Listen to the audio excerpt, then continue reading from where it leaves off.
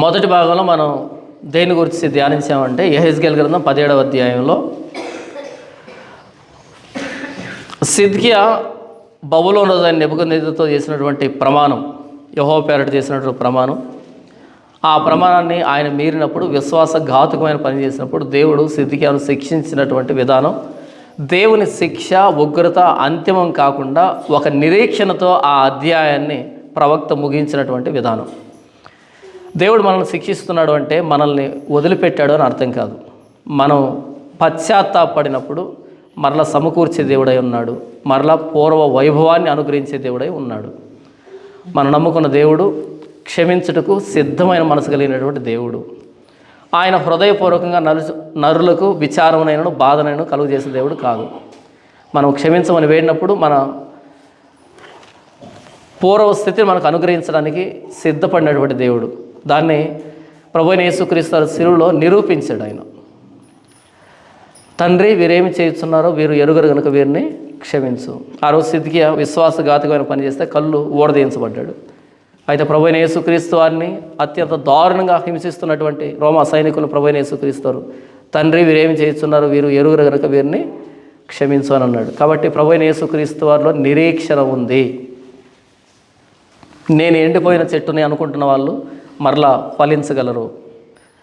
ప్రభువైన యేసుక్రీస్తు వారికి దూరంగా ఉంటే నేను ఫలించేటువంటి చెట్టుని దేవదారు వృక్షంలాగా బలమైన వాడిని అంటే నరికి మొద్దుగా మార్చేటువంటి దేవుడు ఆయనే.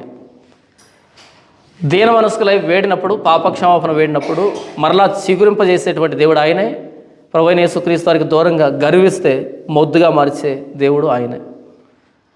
దీనిని మనం యెహెజ్కేలు గ్రంథం 17వ అధ్యాయంలో మొదటి భాగంలో చూస్తున్నాం. ఇప్పుడు 18వ అధ్యాయాన్ని మనం ఆలోచిద్దాం. ఈ 18వ అధ్యాయం మొదటి వచనం నుంచి 32 వచనాలు మనం మొత్తంగా ప్రతి వచనాన్ని చదువుకుంటాం.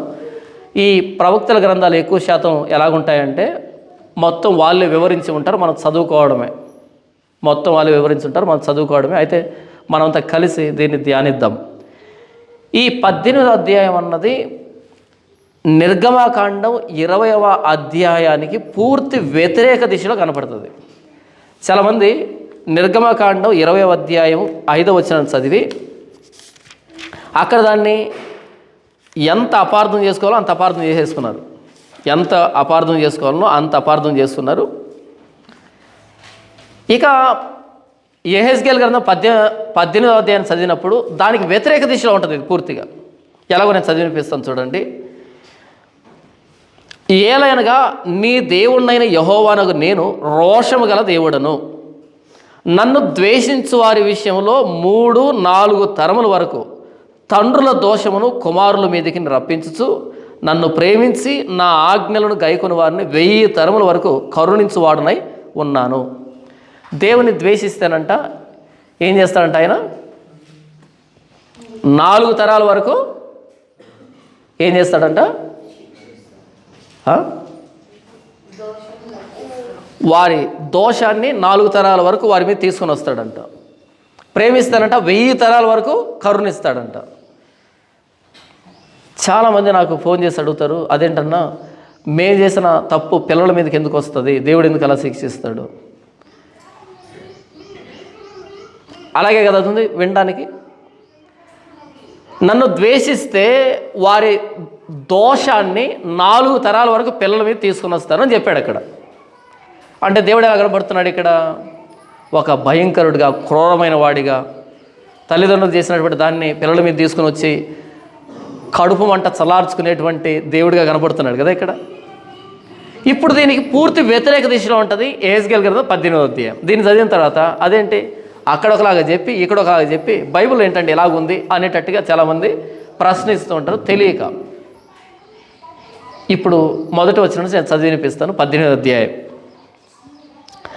మరలా యెహోవా వాక్కు నాకు ప్రత్యక్షమై ఇలాగ సెలవిచ్చెను, తండ్రులు ద్రాక్షకాయలు తినగా పిల్లల పళ్ళు పులిసినని మీరు చెప్పుచూ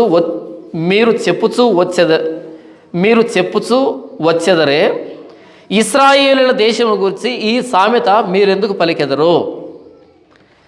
ఏంటంట? చెరలో ఉన్నటువంటి ఇశ్రాయేలీలు ఒక సామెతను పుట్టించుకున్నారంట. ఏంటి ఆ సామెత? తండ్రులు ద్రాక్షకాయలు తినగా పిల్లల పళ్ళు పూలిశాయి అని. ఇప్పుడు నేను ద్రాక్షకాయలు తిన్నాను అనుకోండి, నా పళ్ళు పులుస్తాయా, నా కొడుకు పళ్ళు పులుస్తాయా? నా పళ్ళే పులుస్తాయి కదా. నా కొడుకు పళ్ళు పులిసాయంటే ఏమైనా అర్థం ఉందా? వాళ్ళు దేవుణ్ణి ఎంతగా అపార్థం చేస్తున్నారు అంటే, మా తండ్రులు పాపం చేశారు, మేము శిక్షణ అనుభవిస్తున్నాం, ఏమి న్యాయం అండి, ఏమి దేవుడు అండి అని అడుగుతున్నారు యెహెజ్కేలుని. అది సామెత. మా తండ్రులు ద్రాక్షకాయలు తిన్నారు, మా పండ్లు పులిసాయి, ఇది దేవుడికి న్యాయమేనా అని అడుగుతున్నారు. చెప్పండి, న్యాయమేనా? మా పితరులు పాపం చేస్తే వాళ్ళ పాపానికి శిక్షను మా మీదకి ఎందుకు రప్పించడం ఆయన? ఎంత గొప్పలు చూడండి, దేవుని ఎలా అపార్థం చేస్తున్నారు. ఈరోజు మనం కూడా అంతే. మన తప్పని పొరపాటును కూడా ఒప్పుకోం. ఆ తప్పుని వాళ్ళ మీద వీళ్ళ మీద వేసి, నేనేమైనా అలా చేశానా, నేనేమైనా ఇలా చేశానా అంటే అది చాలా పెద్దది, మనం చేసింది చాలా చిన్నదని. అది పెద్దదా చిన్నదా ఆయన స్కేల్తో కొలవాలి. మన స్కేల్తో మనం కొలుచుకున్నప్పుడు, నా స్కేల్తో నేను కొలుచుకున్నాను అనుకో, నాకు మించిన మంచోడి ప్రపంచంలో దొరకడు ఎక్కడ మీకు. ఆయన స్కేల్తో కొలిస్తే ప్రపంచంలో అందరికంటే దౌర్భాగ్యం ఎవరంటే నేనే ఉంటాను. అపోస్తలుడైన పౌలు అంటాడు, అట్టి వారిలో నేను ప్రధానుణ్ణి అంటాడు, ఎట్టి వారిలో పాపులలో ప్రధానుణ్ణి అంటాడు. ఐఎమ్ ది చీఫ్ సిన్నర్ అంటాడు. అంటే ప్రధానమైన పాపిని. అపోస్తలుడైన పౌలు గొప్పోడు కదా.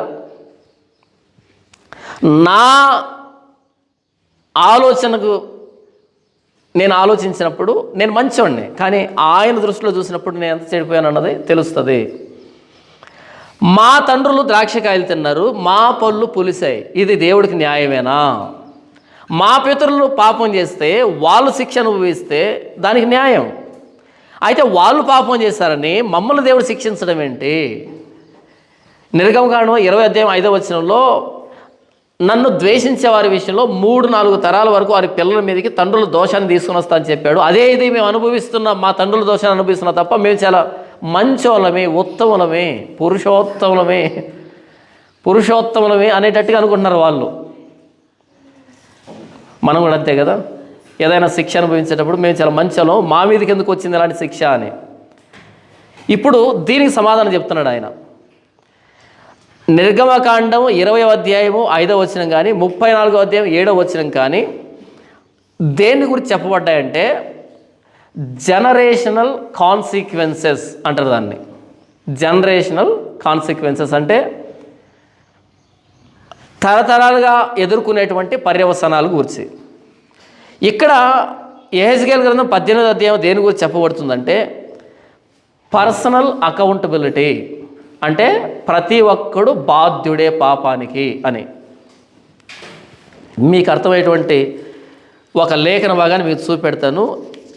రోమీయులకు రాసిన పత్రిక 14వ పర్సనల్ అకౌంటబిలిటీ అంటే ఏంటో రాయబడింది. నేను చదివి వినిపిస్తాను చూడండి.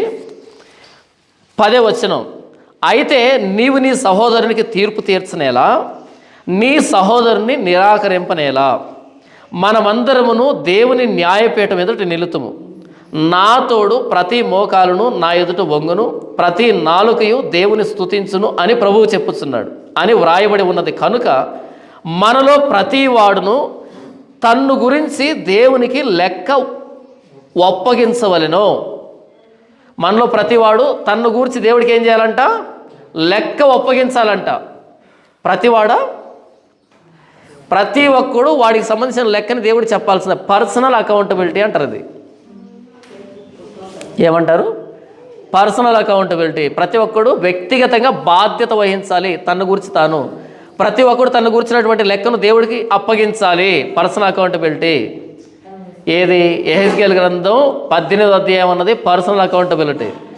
నిర్గమకాండం 20:5 కానీ 34:7 కానీ అది జనరేషనల్ కాన్సిక్వెన్సెస్, తరతరాలు వచ్చేటువంటి పర్యవసానము. అర్థం కాలేదు కదా? ఏంటో పదాలు చెప్తున్నారు కానీ వాస్తవానికి ఏం అర్థం కావట్లేదు. అర్థమయ్యేటట్టు చెప్తాను. ఆదాము హవ్వలు ఏం చేశారు? పాపం చేశారు. ఆ పండు తినేదినాన్న నిశ్చయంగా మీరు చనిపోతారని చెప్పాడు.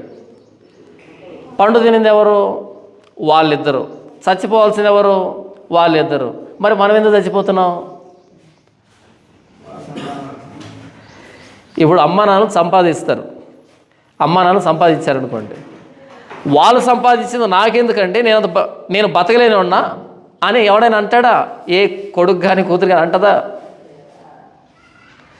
మా అమ్మా నాన్న సంపాదించింది నాకెందుకు, నేనేమైనా నాకు కాళ్ళు వంకరా, మూతి వంకరా, చెయ్యి వంకరా, నేనేమైనా తెలియలేను అన్నా, నేను సంపాదించుకుంటా, నాకేం అక్కర్లే అని ఏ కొడుకైనా కూతురైనా అంటదా?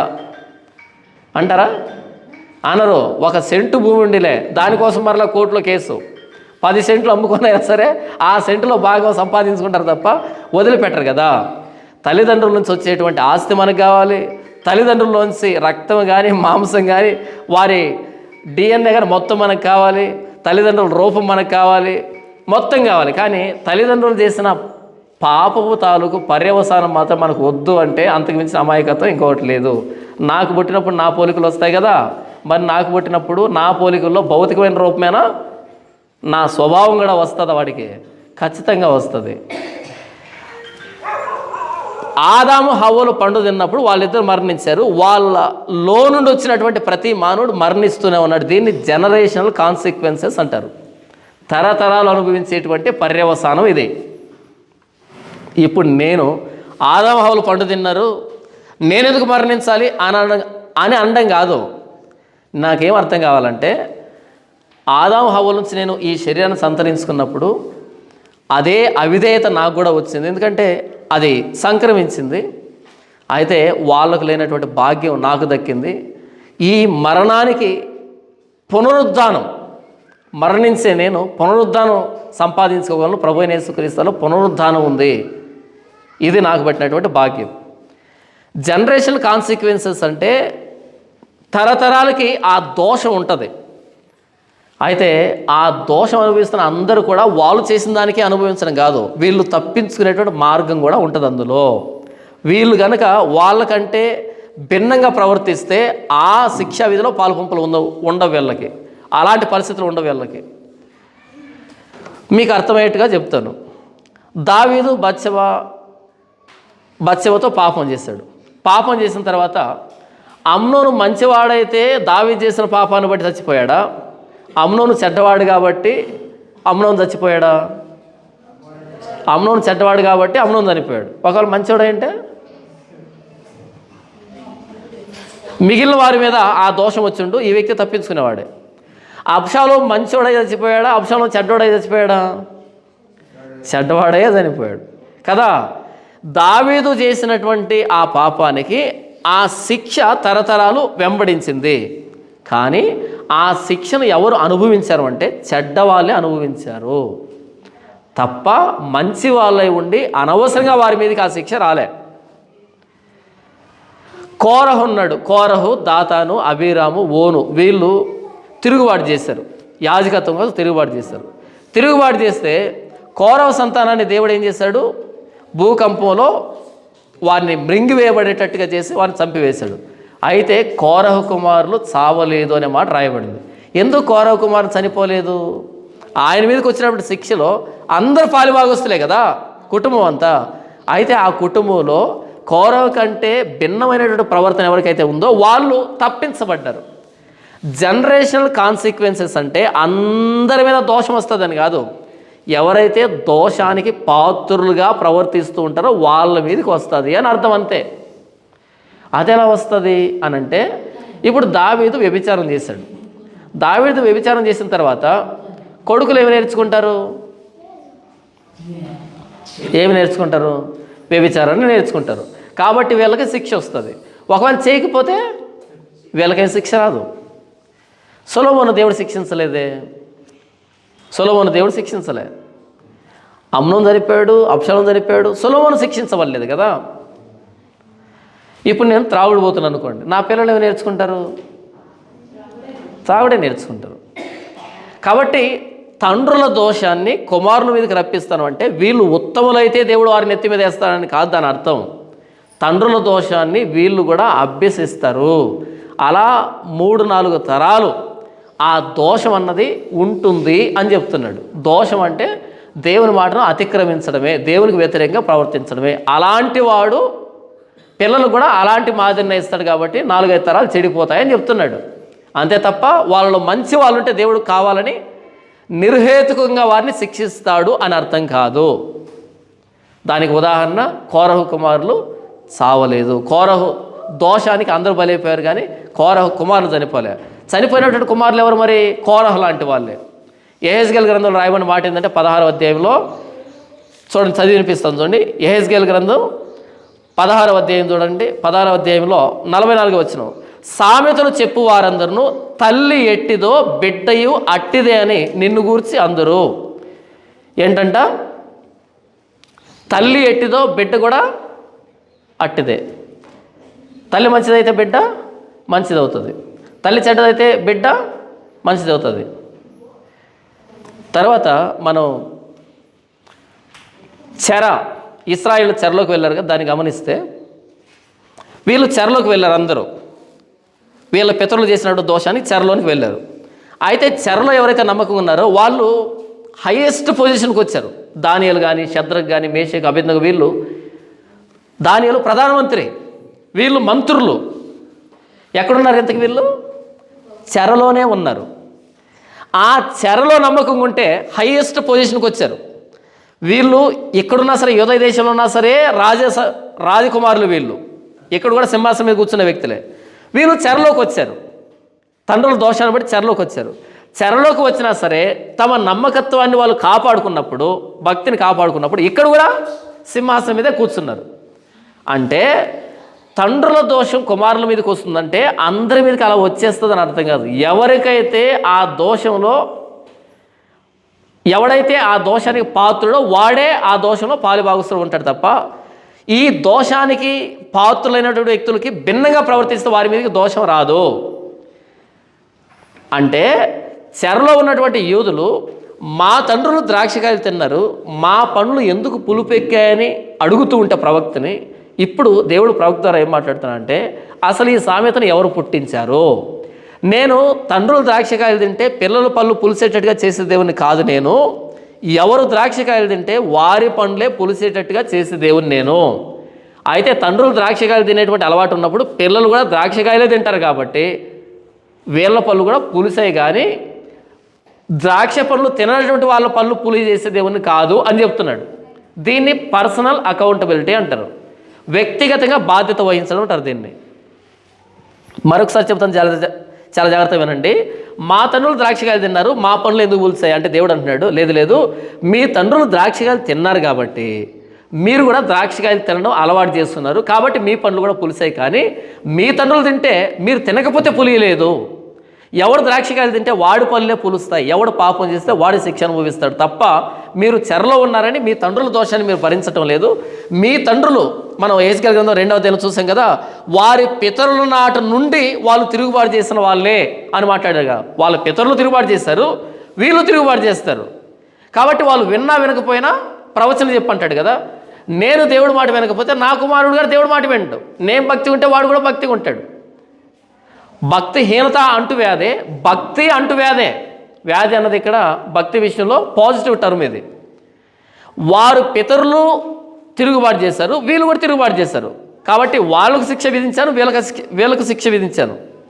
అంతెందుకు, ఈ కాదేశు బర్నేకు రాకముందున్నటువంటి వ్యక్తులు అరణ్యంలో రాలిపోయారు తిరుగుబాటు చేసి. కాదేశు బర్నేకు వచ్చిన తర్వాత తిరుగుబాటు చేసి మరణించారు. తర్వాత 40 సంవత్సరాలకు వచ్చిన వాళ్ళు కూడా తిరుగుబాటు చేసి మరణిస్తూనే వచ్చారు. మొత్తంగా 2 వచ్చారు ఇటువైపుకి.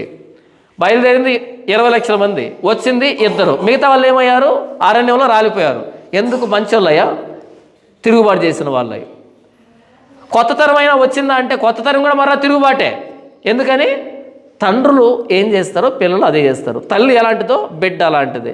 తండ్రులు ద్రాక్షకాయలు తింటే దేవుడు పిల్లల పళ్ళు పులియబెట్టలేదు, తండ్రులు ద్రాక్షకాయలు తింటున్నారు కాబట్టి దాన్ని చూసిన పిల్లలు కూడా తినడం అలవాటు చేస్తున్నారు. వీళ్ళ పళ్ళు కూడా పులిసాయి తప్ప ఎవడు ద్రాక్షకాయలు తింటే వాడి పళ్ళే పులుస్తాయి. Personal accountability. దేవుడు వ్యక్తిగతంగా లెక్క అడుగుతాడు. నా తండ్రి దోషం నా మీదకి వచ్చింది, నా తల్లి దోషం నా మీదకి వచ్చింది, సారీ, అలా కాదు. తండ్రి కంటే భిన్నంగా ఉన్నప్పుడు తండ్రి దోషంలో పాలుభాగస్తులం కాము, తల్లి కంటే భిన్నంగా ఉన్నప్పుడు తల్లి దోషంలో పాలుభాగస్తులము కాము అనేదానికి ఈ అధ్యాయం వివరణ. నేను చదివి వినిపిస్తాను చూడండి. 18వ అధ్యాయం 1వ వచనం. మరలా యెహోవా వాక్కు నాకు ప్రత్యక్షమై ఇలా సెలవిచ్చెను, తండ్రులు ద్రాక్షకాయలు తినగా పిల్లల పళ్ళు పులిసనని మీరు చెప్పుచూ వచ్చెదరే, ఇశ్రాయేలీల దేశము గూర్చి ఈ సామెత మీరెందుకు పలికెదరు? 3వ వచనం, నా జీవముతోడు ఈ సామెత ఇశ్రాయేలీల్లో మీరెకను పలుకరు. ఇదే ప్రభువైన యెహోవా వాక్కు. మనుషులందరూ నా వశములో ఉన్నారు, తండ్రులేమి కుమారులేమి అందరూ నా వశంలో ఉన్నారు. పాపము చేయవాడెవడో వాడే మరణము నొందును. ఒకడు నీతిపరుడై నీతి న్యాయములను అనుసరించువాడై ఉండి పర్వతముల మీద భోజనము చేయకయు, అంటే విగ్రహారాధన. పర్వతం మీద భోజనం అంటే పర్వతాల మీద విగ్రహాలు పెట్టుకొని బలిపీఠాలు కట్టి మనం చూస్తాం కదా. బిలాము వచ్చి ఆ కొండల మీద 7 బలిపీఠాలు కట్టించి వాటి మీద వధించి, అది కొండల మీద భోజనం అంటే బలిపీఠాలు, విగ్రహారాధన అని అర్థం. పర్వతముల మీద భోజనం చేయకయు, ఇశ్రాయేలీలు పెట్టుకున్న విగ్రహముల తట్టు చూడకయు, తన పొరుగువాని భార్యను చెరుపకయు, బహిష్టి అయిన దాన్ని కోడకయు, ఎవరినైనా బాధ పెట్టకయు, రుణస్థునికి అతని తాకట్టును చెల్లించి బలాత్కారం చేత ఎవరికైనాను నష్టము కలుగజేయకయు ఉండువాడై, ఆకలి గల వానికి ఆహారం ఇచ్చి దిగంబరికి బట్టలిచ్చి వడ్డీకి అప్పియకయు లాభము చేపట్టకయు అన్యాయం చేయకయు నిష్పక్షపాతంగా న్యాయం తీర్చి యథార్థపరుడే నా కట్టడలను గైకొనుచు నా విధులను అనుసరించుచు ఉండిన ఎడల వాడే నిర్దోషియగును, నిజంగా వాడు బ్రతుకును. ఇదే ప్రభువైన యెహోవా వాక్కు. ఇంతవరకు ఏం చెప్తున్నాడు? ఎవడు పాపం చేస్తే వాడే మరణం నొందుతాడు తప్ప ఒకడు పాపం చేస్తే ఆ పాపానికి ఇంకొకరిని చంపేటువంటి దేవుణ్ణి కాదు నేను అని మాట్లాడుతున్నాడు. ఇప్పుడు వెంటనే కొంతమందికి ఒక ప్రశ్న వచ్చేస్తుంది. అవునండి, ఒకరు పాపం చేసి దేవుడు ఇంకొకరిని చంపడు, వారిని మరణానికి అప్పగించడం మీరు మాట్లాడారు కదా, మరైతే దావీదు బత్షెబాలు పాపం చేస్తే పుట్టిన బిడ్డ ఎందుకు మరణించాడు? దావీదు బత్షెబాలు పాపం చేస్తే పుట్టిన బిడ్డ ఎందుకు మరణించాడు? పుట్టిన బిడ్డ దావీదు చేసిన పాపానికి మరణించలే, మరణించే బిడ్డని వారికి ఇచ్చాడు. మరొకసారి, దావీదు చేసిన పాపానికి బిడ్డను చంపితే ఆయన మాటను వ్యతిరేకించుకున్నట్టు, ఆయన స్వభావాన్ని మీరినట్టు. అయితే అతి కొద్ది కాలం బ్రతికేటువంటి బిడ్డను దావీదుకి ఇవ్వడం ద్వారా దావీదు మమకారాన్ని పెంచుకొని బిడ్డ పోయిన దానికి ఏడవడం ప్రారంభించాడు. దావీదు బిడ్డలే చచ్చిపోతున్నారు, మన బిడ్డలు చచ్చిపోవట్లేదు. నాకంటే ముందు ఒకడు పుట్టాడు చచ్చిపోయాడంట, నాకంటే ముందు ఒకడు పుట్టి చచ్చిపోయాడంట. మరి దావీదులాగా బత్షెబాతో ఏం పోలేదు కదా మా నాన్న, మరి ఎందుకు చనిపోయాడు? ఇప్పుడు పురిట్లో చనిపోతున్నాడు బిడ్డలు ఎంతమంది? కడుపులోనే చనిపోయి పుట్టే బిడ్డలు ఉన్నారు, పుట్టిన తర్వాత చనిపోయే బిడ్డలు ఉన్నారు, పుట్టిన తర్వాత 1 నెల చనిపోయే బిడ్డలు ఉన్నారు. శిశు మరణాలు సంభవిస్తున్నాయా? జరుగుతున్నాయి. మరి వాళ్ళ తల్లిదండ్రులను ఆరాధేయండి, వీళ్ళు బత్షెబా దగ్గరికి వెళ్ళారేమో, పాపం చేస్తే మరణిస్తున్నారేమో? కాదు కదా. నేను పుట్టి 1 దినమైనను కాకమునిపే నా దినములన్నీ నీ గ్రంథములో లిఖితములాయను. ఒక్కరోజు కూడా కాకముందే దావీదు పుట్టి ఆయన దినాలన్నీ ఎక్కడ లిఖితమయ్యాయంట? దేవుని గ్రంథంలో. అంటే ప్రతి ఒక్కడికి, ఇప్పుడు నేను ఎంతకాలం బ్రతుకుతానో నాకు తెలియదు, కానీ ఆయన దగ్గర లెక్క ఉంటుంది, దానికి మించి నేను బ్రతకను. ఎవరికి ఎంత సమయాన్ని నిర్ణయించాడో అంత సమయం ఉంటాం, అది దేవుడు తెలుసు. అయితే దావీదుకి బత్షెబాకు పుట్టినటువంటి బిడ్డ ఎక్కువ కాలం ఆయుష్ కలిగి దావీదును శిక్షించడానికి దేవుడు ఆ బిడ్డను చంపలే. తక్కువ ఆయుష్కాలం కలిగినటువంటి బిడ్డను ఇవ్వడం ద్వారా దావీదు ఆ బిడ్డ చనిపోతాడని తెలిసి ఆ వ్యక్తి కోసం ప్రార్థన చేయడం ద్వారా, ఏడవడం ద్వారా దావీదుకు శిక్ష వచ్చిందే తప్ప దావీదు చేసిన దానికి ఆ బిడ్డ చనిపోలేదు. మరి ఎందుకని అలాంటి బిడ్డ ఇచ్చారు దేవుడు అంటే, దావీదుకు అర్థం కావాలి అది ఎంత నీచమైందో తాను చేసిన పని. దావీదుకు అర్థం కావాలి అది ఎలాంటి పని అని. లేదండి, దావీదు చేసిన పాపానికి దేవుడు చంపేశాడంటే, చాలామంది అనాథాశ్రమాల్లో పిల్లలు ఉంటారు. వాళ్ళని అడిగి చూస్తే ఎక్కడి నుంచి వచ్చారు మీరు అంటే, చాలామంది, అందరు కాదు, ఎక్కడో డస్ట్బిన్లోనో రోడ్డు పక్కనో చెత్త కుప్పలోనో పడేస్తే తల్లులు అక్కడి నుంచి పట్టుకొచ్చారు. ఎవరో ఆర్ఫనేజ్కి ఫోన్ చేస్తే అనాథాశ్రమానికి వాళ్ళు తీసుకుని వెళ్ళి అక్కడ పెంచడం ప్రారంభించారు. ఇంతకీ చెత్త కుప్పలు ఎందుకుంది ఆ పిల్ల? అనుకోకుండా పుట్టింది కదా. అనుకోకుండా పుట్టినప్పుడు ఇంట్లో చూపించుకోలేరు కదా, తప్పు చేస్తే పుట్టింది కాబట్టి ఆ బిడ్డని వాళ్ళు పడేశారు, వాళ్ళు తీసుకుని పెంచుకున్నారు. మరైతే దావీదు ఆ సూత్రాన్ని ఇక్కడ అన్వయిస్తే చెత్తకుప్పలో పడేయకుండా వీళ్ళు పోవాలి కదా, చచ్చిపోవాలి కదా. అలా వ్యభిచారం చేస్తే పుట్టిన పిల్లలందరూ మరణించడం లేదు. దావీదు విషయంలో ఆ బిడ్డ ఎందుకు మరణించడం అంటే దావీదు చేసినటువంటి పాపం ఆ బిడ్డ మీదకి వచ్చి మరణించలే. దావీదు చేసిన పాపం ఎంత నీచమైందో దావీదు తెలియజేయడానికి తక్కువ ఆయు పరిమాణం కలిగినటువంటి బిడ్డను బత్షెబాకు పుట్టించడం ద్వారా దావీదు ఆ బిడ్డ మీద మమకారాన్ని పెంచుకొని ఏడవడం ద్వారా దావీదును దేవుడు శిక్షించాడు తప్ప దావీదు పాపం ఆ బిడ్డ మీదకి వచ్చి మరణిస్తే దేవుడు చెప్పినటువంటి ఈ నియమం ఆయన స్వభావం అన్నది మీరుతాడు, అతిక్రమించిన వాడవుతాడు. ఒకవేళ అదే కనుక ఆయన స్వభావం అయితే ఈరోజు వ్యభిచారంలో పడుతున్నటువంటి పిల్లలందరూ మరణించాలి, బతకూడదు వాళ్ళు. లేదా ఇప్పుడు చిన్నపిల్లలు ఎవరైతే పోగొట్టుకుంటున్నారో వాళ్ళందరూ వ్యభిచారం చేసిన వాళ్ళు ఏం కాదు. వ్యభిచారం చేస్తే పిల్లలు ఏం చచ్చిపోవట్లే. శిశు మరణాలు సహజం. బిడ్డను దేవుడు ఇచ్చినప్పుడు ఆ బిడ్డ చివరిదాకా బ్రతుకుతాడు, బ్రతకాలి అనేం కాదు. ఒక్కొక్కరిది ఒక ఆయు పరిమాణం. నాకెన్ని సంవత్సరాలు ఇచ్చాడు నాకు తెలియదు, మీకెన్ని సంవత్సరాలు ఇచ్చాడు మీకు తెలియదు. నాకంటే ముందు మీరు పోవచ్చు, మీకంటే ముందు నేను పోవచ్చు. ఏ వయసులో అయినా మరణించవచ్చు. సమాధికి ఇంతే కొలత ఉండాలి, ఈ పొడవు ఉన్న వాళ్ళే సమాధికి రావాలని ఏమీ లేదు. అన్ని కొలతలు ఉంటాయి సమాధికి. అన్ని రకాల వయసులో మరణిస్తారు. ఇంతవరకు నేనేం చెప్పాను అంటే ఎవడు పాపం చేస్తే వాడే మరణం నొందుతాడు. ఎవడు పాపం చేస్తే వాడికే శిక్ష వస్తుంది. Personal accountability. మనందరం మనను గురించినటువంటి లెక్క ఒప్పజెప్పాలి. అంతేగాని మా నాన్న చేసిన పాపం నా మీదకి రాదు, నేను చేసిన పాపం నా పిల్లల మీదకి పోదు. ఒకరు చేసిన పాపానికి ఇంకొకరిని దేవుడు శిక్షించడు. అయితే నేను పాపం చేసేవాడిని అయితే నన్ను చూసినటువంటి నా వరస కూడా పాపం చేయడానికే మొగ్గు చూపుతుంది. అంతేగాని నేను చేసిన పాపానికి ఇంకొకరిని దేవుడు శిక్షించడు. మరైతే అన్న హాము నోవహు దిగంబరుడిగా ఉన్నప్పుడు చూశాడు కదా, మరి హామును దేవుడు శపించినప్పుడు కనాను ఎందుకు శపించబడ్డాడు? దేవుడు శపించాల్సింది ఎవరిని? కనానుని, హాముని. కానీ కనాను ఎందుకు శపించబడ్డాడు అనంటే హాము ఎలా అంటాడో హాము వరుసలో వచ్చిన వాళ్ళందరూ కూడా అలాంటి వాళ్ళే. అలాంటి వాళ్ళందరూ కలిసి దాస్యం చేసేటువంటి రోజు ఎప్పుడు వచ్చిందంటే కనాను అనేటువంటి వ్యక్తి పుట్టినప్పుడు ఆ వ్యక్తి నుంచి వరుస పూర్తిగా ఆ పాపంలో పాలుభాగస్తులయ్యారు. అలాంటి వ్యక్తులు తయారయ్యారు. కయీను తమ్మును చంపినాడు, హంతకుడు. ఆ కయీను వరుసలో ఒకడు వచ్చాడు, లెమెకు అనే వ్యక్తి వచ్చాడు. వాడు ఒక పడుచువాన్ని కొట్టి చంపేశాడు. ఎందుకని? కయీను ఎలాంటివాడో వచ్చిన వాళ్ళు కూడా అలాంటి వాళ్ళే వచ్చారు. అదే నేర్చుకున్నారు, ఆ వరుస అంతా అదే నేర్చుకున్నారు. కయీను వరుసలో ఒకడు వస్తాడు, తోబల్ కయీను అని. తోబల్ కయీను అంటే కయీను చేసిన పాపాన్ని సులభతరం చేసేవాడు అని అర్థం. తోబల్ కయీను అంటే అర్థం ఏంటి? కయీను ఎలా చంపి ఉంటాడు? హేబేల్ని రాయితో కూడా చంపి ఉంటాడు, దవి అని కొట్టుంటాడు కదా.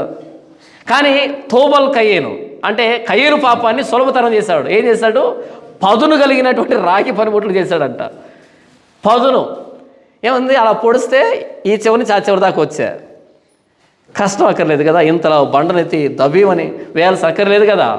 అలా కత్తితో పొడిస్తే పదును కలిగినటువంటి ఇనుప పనిముట్లు, రాగి పనిముట్లు అంటే కయీను చేసే పనిని సులభతరం చేశాడు తోబల్ కయీను. ఎందుకు ఆ వరుసలో అందరు ఇలాంటి వాళ్ళు వస్తున్నారే? ఎందుకు? తల్లి ఎట్టిదో బిడ్డ అట్టిదే. గేదె చేలో వేస్తే దూడ చేలోనే వేస్తారు కదా. ఇంతవరకు నేనేం చెప్పాను అంటే యెహెజ్కేలు గ్రంథం 18వ అధ్యాయం అన్నది పర్సనల్ అకౌంటబిలిటీ. వ్యక్తిగతంగా ఎవడు పాపం చేస్తే వాడే శిక్షణ పొందుతాడు తప్ప తండ్రులు ద్రాక్షకాయలు తింటే పిల్లల పళ్ళు పులియవు. కాబట్టి ఈ సామెతను ప్రయోగించకండి అని దేవుడు మాట్లాడుతున్నాడు.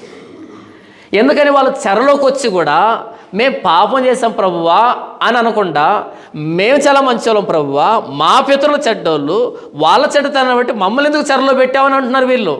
అప్పుడు దేవుడు అంటున్నాడు, ఒరే నాయన వాళ్ళు చెడ్డోళ్ళు కాబట్టి వాళ్ళని అప్పుడే కత్తికి అప్పగించాను, నాశనానికి అప్పగించాను, తెగులకు అప్పగించాను, క్షామానికి అప్పగించాను, ప్రపంచ దేశాలు చెదరగొట్టేశాను. అయితే వాళ్ళ నుండి వచ్చిన మీరు కూడా అలాంటి బుద్ధులతో ఉన్నారు కాబట్టి మీరు చెర అనుభవిస్తున్నారు తప్ప వాళ్ళు చేసిన దానికి మీరు అనుభవించట్లేదురా. వాళ్ళలాంటి బుద్ధులు మీకున్నాయి కాబట్టి మీ పళ్ళు ఎందుకు పులిసాయంటే మీరు కూడా ద్రాక్షకాయలు తింటున్నారు, మీకు అర్థం కావట్లేదు. వాళ్ళే కదా ద్రాక్షకాయలు తినదు, మీరు కూడా ద్రాక్షకాయలు తింటున్నారు అని అంటున్నాడు. మనము ఈ దానియేలు గ్రంథం చూస్తే, దానియేలు గ్రంథం 9వ అధ్యాయం మనం చూస్తే, ఎప్పుడు ఇశ్రాయేలీల ఏమంటారు అతిక్రమం, ఇశ్రాయేలీల పాపం అన్నది ఎప్పుడు ఆగిపోతుంది అనే దానికి ఒక మాట రాయబడింది చూడండి. 9వ అధ్యాయం 25వ వచనం, యెరూషలేమును మరలా కట్టింపవచ్చునని ఆజ్ఞ బయలుదేరిన సమయం మొదలుకొని అభిషిక్తుడు అధిపతి వచ్చే వరకు 7 వారములు పట్టునని స్పష్టంగా గ్రహించము. 62 వారములు తొందరగల సమయంలో ఎందు పట్టణపు రాజవీధులను కందకములను మరలా కట్టబడును. ఈ 62 వారములు జరిగిన పిమ్మట ఏమీ లేకుండా అభిషిక్తుడు నిర్మూలన చేయబడును. వచ్చునట్టి రాజు యొక్క ప్రజలు పవిత్ర పట్టణమును పరిశుద్ధాలయము నశింపజేయుదురు. వాని అంతము హఠాత్తుగా వచ్చును. క్షమించండి, 24వ వచనం, తిరుగుబాటును మానుపుటకును పాపమును నివారణ చేయుటకును దోషము నిమిత్తం ప్రాయచిత్తము చేయుటకును యుగాంతం వరకు ఉన్నట్టు నీతిని బయలుపరచుటకును దర్శనమును ప్రవచనము ముద్రించుటకును అతి పరిశుద్ధ స్థలమును అభిషేకించుటకును నీ జనమునకు పరిశుద్ధ పట్టణమునకు 70 వారములు విధించబడెను. ఏంటంట 70 వారాలు? ఎందుకంట తిరుగుబాటు మానపడానికి, పాపాన్ని నివారణ చేయడానికి, దోషానికి ప్రాయచిత్తం చేయడానికి, యుగాంతం వరకు ఉండేటువంటి నీతిని బయలుపరచడానికి 70 వారాలు. అంటే ఈ 70 సంవత్సరాల చెరలో ఉన్నా సరే తిరుగుబాటు పోలేదా? అతిక్రమం పోలేదా? దోషం పోలేదా? పోలే. తిరుగుబాటు అంటే ఎవరు చేసిన తిరుగుబాటు? వాళ్ళు చేసిన తిరుగుబాటే. 70 సంవత్సరాలు చెరలో ఉన్న తర్వాత మరలా దానియేలు ప్రార్థన చేస్తున్నాడు. ఏమనంటే ఇంకా తిరుగుబాటు పోలేదు, ఈ 70 సంవత్సరాలు కాదు, ఇంకా 70 వారాలు నియమించబడింది తిరుగుబాటు పోవడానికి. యేసు ప్రభు వచ్చేంత వరకు తిరుగుబాటు ఇలాగే ఉంటుంది, తిరుగుబాటు చేస్తూనే ఉంటారు. 70 సంవత్సరాల తర్వాత చెరలోంచి బయటికి వెళ్తున్నామే కానీ తిరుగుబాటులోంచి బయటికి వెళ్ళటంలే, దోషంలోంచి బయటికి వెళ్ళటంలే, పాపంలోంచి బయటికి వెళ్ళటంలే, చెరలోంచే బయటికి వెళ్తున్నాం. మరి తిరుగుబాటు ఎప్పుడు పోతుంది? యేసు ప్రభు వచ్చినప్పుడు పోతుంది. యుగాంతం వరకు ఉండేటువంటి ఆ నీతి యేసు ప్రభులో బయలుపరచబడుతుంది అంటున్నాడు. ఇంతగా నేను ఏం చెప్తున్నాను? చెరలో ఉన్నటువంటి యూదులు మా తండ్రులు ద్రాక్షకాయలు తిన్నారు, మా పళ్ళు పులుస్తున్నాయి, ఇది ఎక్కడ న్యాయం అంటే కాదు, మీరు కూడా ద్రాక్షకాయలు తింటున్నారు, కాకపోతే మీకు ద్రాక్షకాయలు తింటున్నామనే విషయం కూడా తెలియట్లేదు. ఇది పెద్ద సమస్య. పాపం చేయడం సమస్యే, కానీ నేనేం పాపం చేశానంటే అది పెద్ద సమస్య. చాలామందికి పాపం అంటే ఏంటో తెలియదు, మేమేం పాపం చేశామంటారు. అది వచ్చిన పెద్ద సమస్య. పాపం అంటే ఏంటో తెలిస్తే పరిష్కారం తొందరగా అయిపోతుంది. అసలు పాపం అంటే ఏంటో తెలియలేదనుకో, వాడికి ఏం చెప్తాం మనం చాలామందిని మాట్లాడుతూ ఉన్నప్పుడు, ఏంటి ఎప్పుడు మీరు పాపులు అని పిలుస్తారే, మేమేం పాపం చేసామంటారు. వాళ్ళకి చెప్పడం పెద్ద కష్టం, సువార్త చెప్పలేం వాళ్ళకి. ఎందుకంటే పాపం అంటే ఏంటో తెలియదు వాళ్ళకి. ఎందుకంటే మంచినీళ్ళు తాగినట్టు తాగుతున్నారు కాబట్టి వాళ్ళకి పాపం అంటే ఏంటో తెలియదు. ఆ తేడా అర్థం కావాలంటే చాలా రోజులు పడుతుంది. మా తండ్రులు ద్రాక్షకాయలు తింటే మా పండ్లు పులిసాయి కాదు, మీరు కూడా ద్రాక్షకాయలు తింటున్నారు, అవి ద్రాక్షకాయలు అనే విషయం కూడా మీకు తెలియట్లేదు. ఎందుకంటే ద్రాక్షకాయలు ఆహారంగా చేసుకున్నారు కాబట్టి అని దేవుడు మాట్లాడుతూ, ఎవడు పాపం చేస్తాడో వాడే మరణం పొందుతాడు తప్ప పాపం చేయని వాడికి శిక్షను విధించను. మరైతే 20వ అధ్యాయం 5వ వచనం నిర్గమకాండంలో తండ్రుల దోషాన్ని 4 తరాలు అంటే తండ్రులు ఎలాంటి వాళ్ళో పిల్లలు కూడా అలాంటి వాళ్ళే కాబట్టి అది కొనసాగుతుంది. ఆ దోషం చేస్తుంటే కొనసాగుతుంది కానీ చేయకపోతే కాదు, చేస్తారు వాళ్ళు అనేదానికి ఆ మాట. అది జనరేషన్ కాన్సిక్వెన్స్ అయితే ఇది పర్సనల్ అకౌంటబిలిటీ. వ్యక్తిగతంగా ప్రతి ఒక్కటి బాధ్యత ఏంటంటే పాపం లేకుండా బ్రతకడం. చూడండి 10వ వచనం ఒక ఉదాహరణ చెప్తున్నాడు చూడండి. అయితే ఆ నీతి పరునికి కుమారుడు పుట్టగా, ఎవరికంట?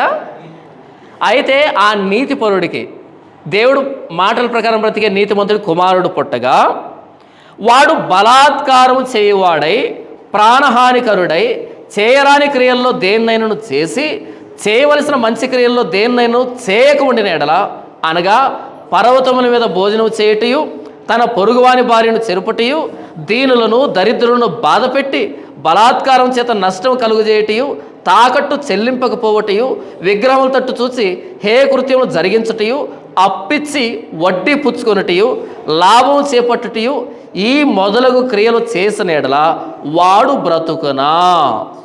బ్రతుకడు. ఈ హే క్రియలన్నీ చేసిన కనుక వాడు ఆవశ్యముగా కనుక ఆవశ్యముగా వానికి మరణశిక్ష విధించబడును, వాడు తన ప్రాణమునకు తానే ఉత్తరవాది అగును. ఉదాహరణ చెప్తున్నాడా, ఆ నీతిపరుడికి కుమారుడు పుడితే ఆ కుమారుడు చేసిన దోషాలను బట్టి వాడు చచ్చిపోతాడు, కానీ తండ్రి నీతిమంతత్వం ఆ వ్యక్తికి రాదు.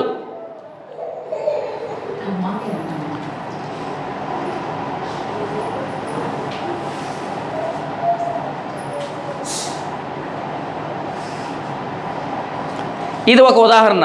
ఇప్పుడు ఇంకో ఉదాహరణ చూడండి, 14 వచనం. అయితే అతనికి కుమారుడు పుట్టగా ఆ కుమారుడు తన తండ్రి చేసిన పాపములన్నిటినీ చూచి ఆలోచించుకొని, ఏం చూశాడు? తండ్రి పాపాలు చేయడం చూసి ఆలోచించుకొని అట్టి క్రియలు చేయక ఉండిన ఎడల.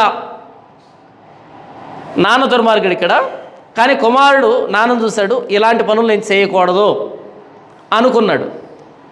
అనగా పర్వతముల మీద భోజనం చేయటయు, ఇశ్రాయేలీయులు పెట్టుకున్న విగ్రహముల తట్టు చూడకయు,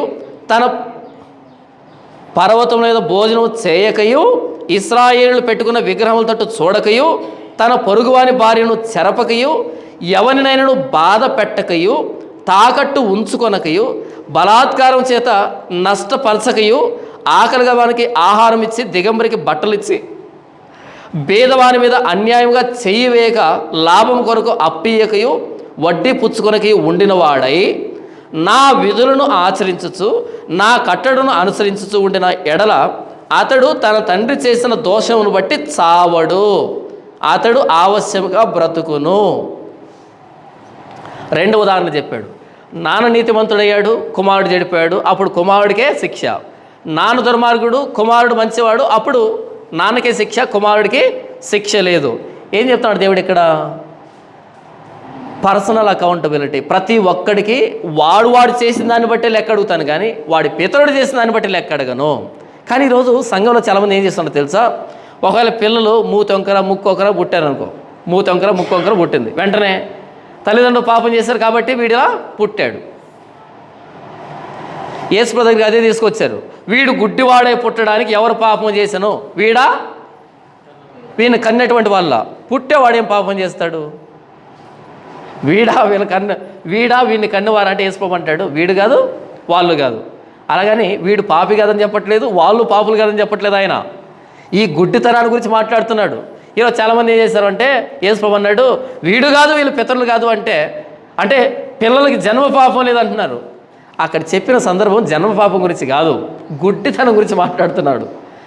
ఈ గుడ్డితనానికి కారణమైన పాపం వీడు చేశాడా, తల్లిదండ్రులు చేశారా? గుడ్డితనానికి పాపం వీడు చేయలేదు, తల్లిదండ్రులు చేయలేదు.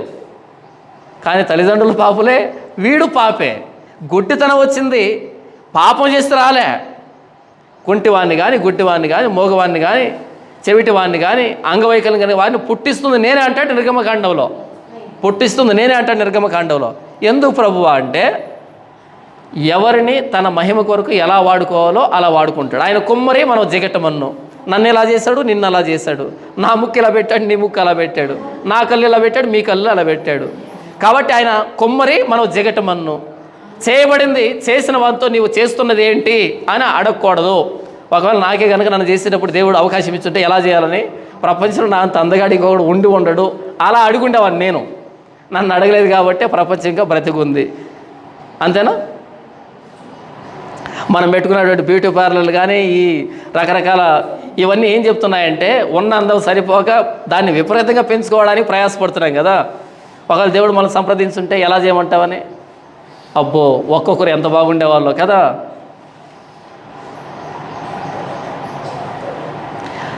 వీడు గుడ్డివాడై పుట్టడానికి వీడు పాపం చేశాడా, వీని తల్లిదండ్రులు పాపం చేశారా అంటే, వీడు గుడ్డివాడుగా పుట్టడానికి కావాల్సిన పాపం వీడు చేయలేదు, వాళ్ళు చేయలేదు. కానీ వాళ్ళు పాపులే, వీడు పాపే. గుడ్డితనానికి దానికి సంబంధం లేదు ఇక్కడ. కానీ వీళ్ళు పాపులే అని యేసుపో చెప్పాడు. కానీ జన్మ పాపం లేదు. చూసారా యేసుపో ఏమన్నాడంటే, యేసుపో చెప్పింది గుడ్డితనం గురించి, జన్మ పాపం గురించి కాదు. నేను పాపంలో పుట్టిన వాడును, పాపంలోనే నా తల్లి నన్ను గర్భం ధరించను, కాబట్టి నేను పాపిని అన్నాడా? దావీదు దగ్గరికి వచ్చి, దావీదు బత్షెబతో ఎందుకు వ్యభిచారం చేస్తానంటే, ప్రభువా నేను పుట్టుక పాపంలో పుట్టాను, కాబట్టి నేనేం చేశాను, నేను కూడా పాపం చేశాను. నాలో పాప స్వభావం ఉండి నేను పాపం చేయకపోతే మంచివాడిని అవుతాను. కానీ అది సాధ్యం కాదు. దావీదు పాపం చేసిన తర్వాత దేవుడు శిక్షించాడు. నీ తల్లిదండ్రులు పాపం చేశారు కాబట్టి నిన్ను శిక్షిస్తున్నానని దేవుడు చెప్పలే. కాబట్టి మరైతే దావీదు కూతురు తామారు ఉంది కదా, మరి తామారు ఎందుకు అంత బలాత్కారాన్ని అనుభవించింది, శిక్షను అనుభవించింది? ఆమెం పాపం చేయలేదు కదా అంటే ఆమెం పాపం చేయలే. మరి బత్షెబ కూడా ఏం పాపం చేయలే. దావీదే కదా వెళ్ళి అత్యాచారం చేశాడు. అమ్నోను ఆవిడని చెరిచాడు. ఆవిడేమి చెడ్డదని రాయబడలే అక్కడ. అమ్నోను చెడ్డాడు కాబట్టి అమ్నోను చచ్చాడు. ఆవిడేం చావలేదే, ఆవిడ పశ్చాత్తాపడుతూ బ్రతికింది. ఆవిడ చెడ్డదని ఒక్క మాట కూడా రాయబడలేదు. కాబట్టి దావీదు ఎలాగైతే విపరీతంగా ప్రవర్తించాడో అమ్నోను కూడా అలాగే ప్రవర్తించాడు. దావీదు చెప్పలేకపోయాడు. అబ్షాలోము అలాగే ప్రవర్తించాడు విపరీతంగా. దావీదు చెప్పలేకపోయాడు, ఎందుకంటే కోల్పోయాడు ఆ హక్కుని, ఆ గౌరవాన్ని కోల్పోయాడు. కాబట్టి ఎవరు పాపం చేస్తే వాళ్ళే శిక్షణ అనుభవిస్తారు. దీన్ని జనరేషనల్ కాన్సిక్వెన్స్, దీన్ని పర్సనల్ అకౌంటబిలిటీ అంటారు.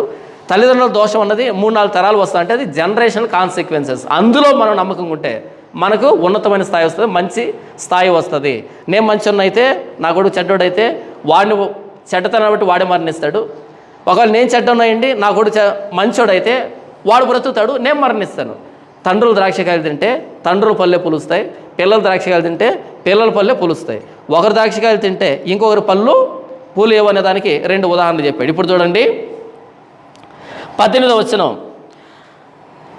అతని తండ్రి క్రూరుడై పరులను బాధపెట్టి బలాత్కారం చేత తన సహోదరులను నష్టపరిచి తన జనుల్లో తగని క్రియలు చేశాను గనుక అతడే తన దోషం బట్టి మరణము నొందును.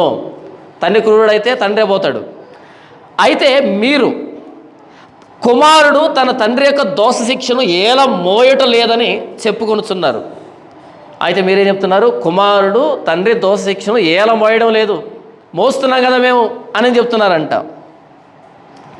కుమారుడు నీతి న్యాయములను అనుసరించి నా కట్టడలన్నింటినీ అనుసరించి గైకొనెను కనుక అతడు ఆవశ్యముగా బ్రతుకును. పాపము చేయువాడే మరణము నొందును. తండ్రి యొక్క దోష శిక్షను కుమారుడు మోయటం లేదని కుమారుని దోష శిక్షను తండ్రి మోయడు. నీతిపరుని నీతి ఆ నీతిపరునికే చెందును, దుష్టుని దుష్టత్వము ఆ దుష్టునికే చెందును. ఎవరు చేసిన పాపం వాళ్ళదే. 21వ వచనం. అయితే దుష్టుడు తాను చేసిన పాపములన్నింటినీ విడిచి నా కట్టడలన్నింటినీ అనుసరించి నీతిని అనుసరించి న్యాయమును జరిగించిన ఎడల అతడు మరణమునందుడు ఆవశ్యంగా బ్రతుకును. ఇక్కడ ఇంకో విషయం చెప్తున్నాడు. ఇంతవరకు ఎవరు పాపం చేస్తే వాళ్ళే మరణిస్తారు, ఎవరు నీతిగా ఉంటే వాళ్ళే బ్రతుకుతారని చెప్పాడు. ఇప్పుడు ఏమంటున్నాడు? ఒకవేళ పాపం చేశాడు, దుష్టుడు పాపం చేశాడు, అయితే మారు మనసు పొందితే నేను చంపను, శిక్షించను, వాడిని క్షమిస్తాను, బ్రతికిస్తాను అని చెప్తున్నాడు. ఇంకో విషయం చెప్తున్నాడు చూడండి 21. అయితే దుష్టుడు తాను చేసిన పాపములన్నింటిని విడిచి నా కట్టడలన్నింటినీ అనుసరించి నీతిని అనుసరించి న్యాయమును జరిగించిన ఎడల అతడు మరణమునందుడు ఆవశ్యముగా అతడు బ్రతుకును. తర్వాత 22. అతడు చేసిన అపరాధముల్లో ఒకటి జ్ఞాపకంలోనికి రాదు, అతని నీతిని బట్టి అతడు బ్రతుకును. ఏంటి నీతి ఇక్కడ? అతడు చేసిన అపరాధముల్లో ఏది అతని మీదకి రాదు, అతడు చేసిన నీతిని బట్టి బ్రతుకును. ఏంటి నీతి ఇక్కడ? అన్ని అపరాధాలుగా చేసిందంటే అపరాధాలను విడిచిపెట్టాడు, అది నీతి. ప్రభువా నేను అపరాధం చేశాను ఒప్పుకున్నాడు, అది నీతి. మారు మనసు పొందాడు, అది నీతిగా పరిగణించబడింది, కాబట్టి బ్రతుకుతాడు. 23. దుష్టులు మరణము నొందుట చేత నాకు ఏమాత్రమైన సంతోషం కలుగునా? వారు తమ ప్రవర్తనను దిద్దుకొని బ్రతుకుటయే నాకు సంతోషం. ఇదే ప్రభువుకు యెహోవా వాక్కు. చాలామంది పాత నిబంధన చదివి ఏమనుకుంటారు అంటే దేవుడు ఇంతమందిని చంపేశాడు, అంతమందిని చంపేశాడు, దేవుడు ఎలా ప్రవర్తించాడు అనేటట్టుగా అంటారు. దేవుడు చంపడానికి ఇష్టపడే దేవుడు కాదాయన. దుష్టుడు మరణము నొందుట చేత నాకు ఏమాత్రమైన సంతోషం కలుగునా? ప్రశ్న. దుష్టుడు చనిపోవడం కాదంటే దేవుడు కావాల్సింది. మరి చనిపోయారు చాలామంది అంటే ఎన్నిసార్లు గద్దించినను లోబడనొల్లని వాడు హఠాత్తుగా నాశనమగును. గద్దించాడు గద్దించాడు గద్దించాడు గద్దించాడు, మారు మనసు పొందడానికి అవకాశం ఇచ్చాడు, ఇక మారడు అని నిర్ధారణ జరిగిన తర్వాత ఇక మారడు, ఇక ఎన్ని అవకాశాలు ఇచ్చినా మారడు. అప్పుడు నాశనం వస్తుంది తప్ప వెంటనే ఆయన శిక్షించడు, వెంటనే ఆయన తీసివేయడు. ఇక మారడు అనే నిర్ధారణ జరగాలి. అవకాశాలు ఇస్తాడు ఇస్తాడు ఇస్తాడు ఇస్తాడు. ఇప్పుడు నేను కానీ మీరు కానీ ఇలా సజీవంగా ఉన్నామంటే మనం చేసిన నీతిని బట్టి కాదు ఇక్కడ నిలవబడింది. ఆయన క్షమిస్తున్నాడు కాబట్టి నిలవబడ్డాం. మనం పాపం చేసిన వెంటనే మరణించి ఉంటే కనుక ఈ భూమి మీద ఎవరు ఉండరు. ఆయన అవకాశాలు ఇస్తున్నాడు కాబట్టి ఇంకా బ్రతికి బట్టగట్టగలుగుతున్నాం. దుష్టుడు మరణము నొందుట చేత నాకేమాత్రమైనా సంతోషం కలుగునా? సమాధానం ఏంటి? కలుగదు. ఎందుకంటే అందరినీ పుట్టించిన ఆయనే. నరుల హృదయం ఏకరీతిగా కలుగు చేయబడింది. అందరి హృదయం ఒకటే. మన ముఖాలు వేరు, ముక్కులు వేరు ఉండొచ్చు, కానీ అందరి హృదయం మాత్రం ఒకటే. అందరూ చెడిపోయిన వాళ్ళమే, ఏ భేదము లేదు. అందరూ పాపము చేసి, అదే రాయబడింది రోమిల్ రాసిన పత్రిక. చూడండి, రోమిల్ రాసిన పత్రిక 3వ అధ్యాయంలో, అంటే ఎవరో చేసినటువంటి దోషం మన మీదకి రావట్లే, ఎవరో చేసిన పాపం మన మీదకి రావటంలే. 3:23 చూడండి, ఏ భేదమును లేదు, అందరూ పాపము చేసి అంటే అర్థం ఏంటి? అందరూ పాపము చేసి, అందరూ పాపం చేస్తున్నాం. అందరూ పాపం చేశారు కాబట్టే పోతున్నావు, దేవుడు మహిమను కోల్పోతున్నావు. నేను పాపం చేయలేదు కానీ దేవుడు నాకు శిక్ష విధించాడు. ఆయన తన స్వభావానికి వేరుగా ఏది చేయడు. మనం నమ్మదగిన వారు కానప్పటికీ ఆయన నమ్మదగిన వాడుగానే ఉంటాడు. ఆయన తన స్వభావానికి విరోధంగా ఏది చేయడు. ఇక్కడ చూడండి ఏం మాట్లాడుతున్నాడు. దుష్టులు మరణం నొందుట చేత నాకేమాత్రమైన సంతోషం కలుగునా? వారు తమ ప్రవర్తన దిద్దుకుని బ్రతుకుటయే నాకు సంతోషం. ఇదే ప్రభువుకు యెహోవాకు. దుష్టుడైన అహాబు ఉన్నాడు, వెంటనే చంపాడా? చంపలే. మీకాయ అనే ప్రవక్త చేత ప్రవచనాలు చెప్పించాడు, వివరించాడు. ఇక వినకపోతే వెళ్ళి చచ్చిపోయాడు. అప్పటికే చాలాసార్లు మీకాయ చెప్పాడు, అతనిందు నాకు ద్వేషం ఉంది, పగ ఉంది, ఎప్పుడు మాట్లాడినా నాకు కీడ ప్రకటిస్తున్నా అంటే చాలాసార్లు చెప్పాడు. ఇక వినలే, మారు వేషం వేసుకొని వెళ్ళాడు చావడానికి.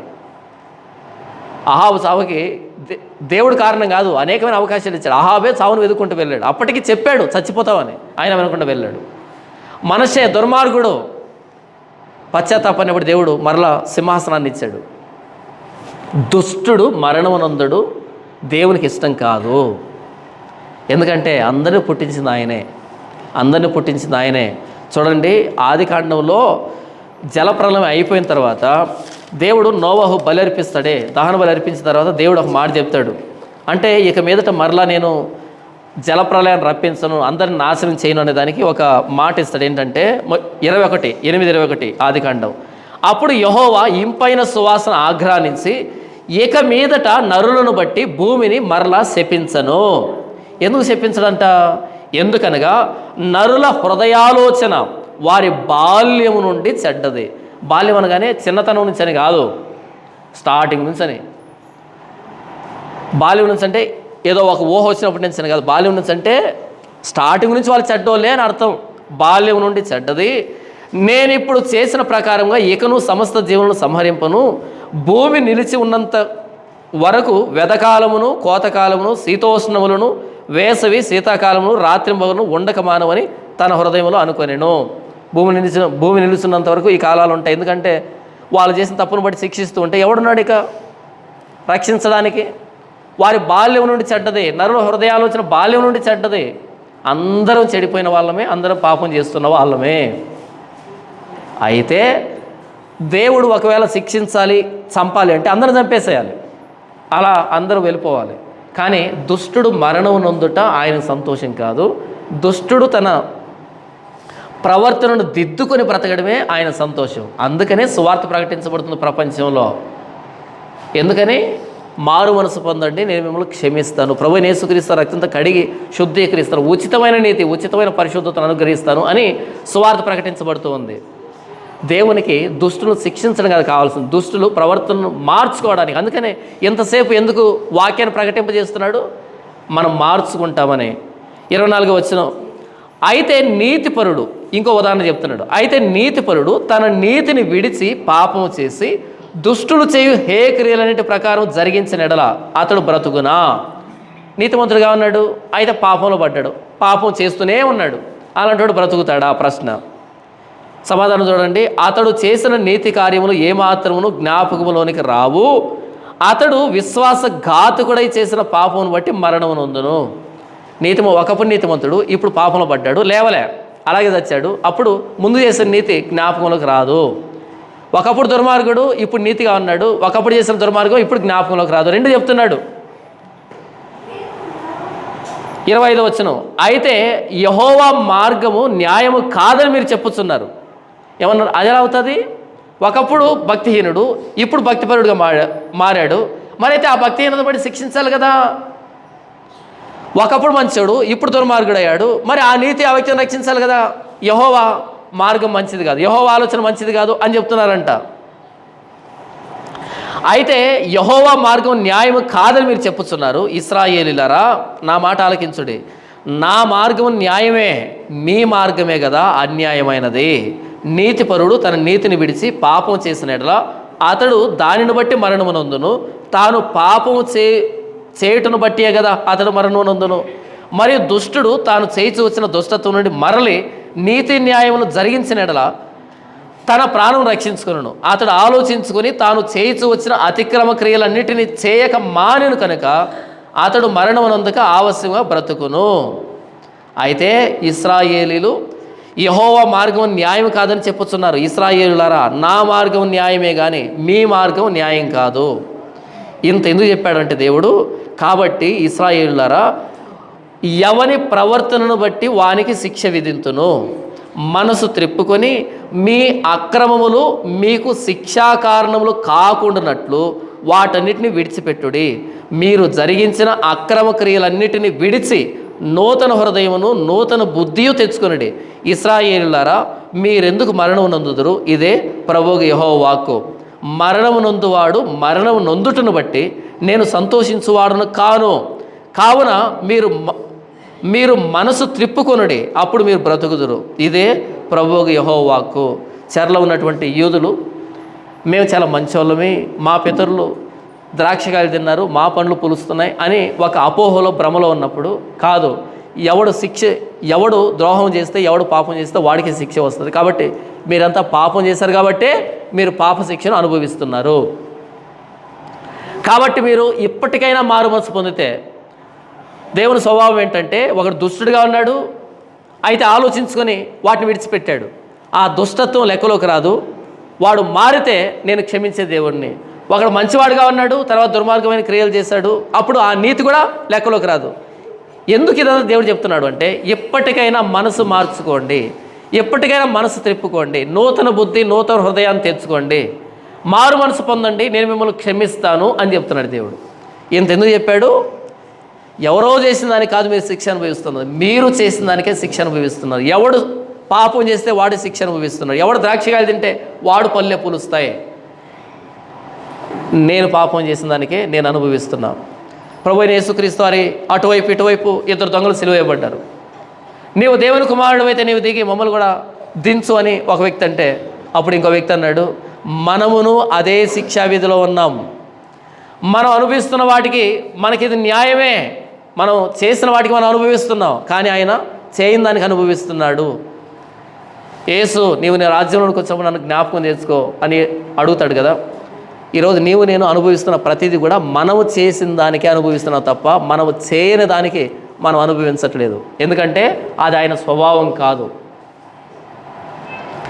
చాలామంది కష్టాల్లో ఉన్నప్పుడు నేను చాలా మంచివాడిని, మంచిదాన్ని, నా విషయంలో దేవుడు ఎందుకు ఇలా చేశాడు చేస్తున్నాడు అని అనుకుంటారు. భ్రమ. చెరలో ఉన్న యూదులు కూడా అదే అనుకున్నారు. ఏమని? మా తండ్రులు ద్రాక్షకాయలు తిన్నారు, మా పండ్లు ఎందుకు పులుస్తున్నాయని.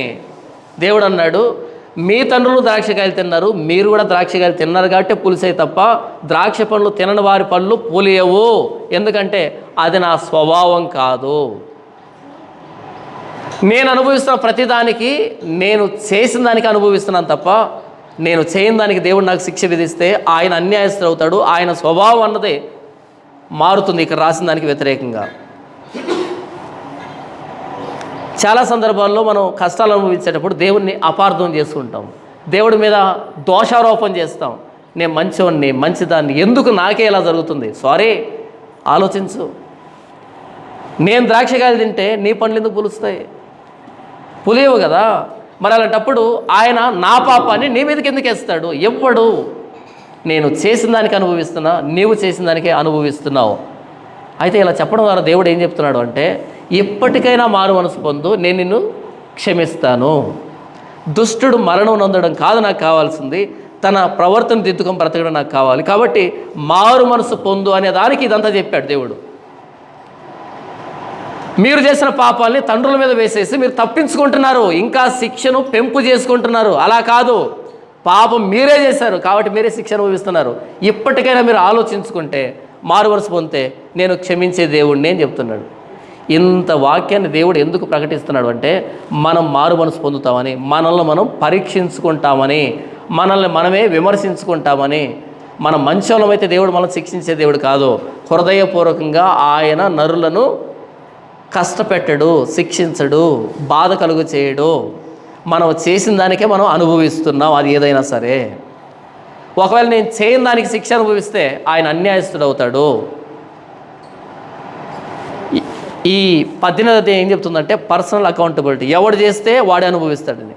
ఇప్పుడు ప్రభువైన యేసుక్రీస్తు దగ్గరికి వద్దాం. ప్రభువైన యేసుక్రీస్తు శిలువలో శిక్ష అనుభవిస్తున్నాడు కదా.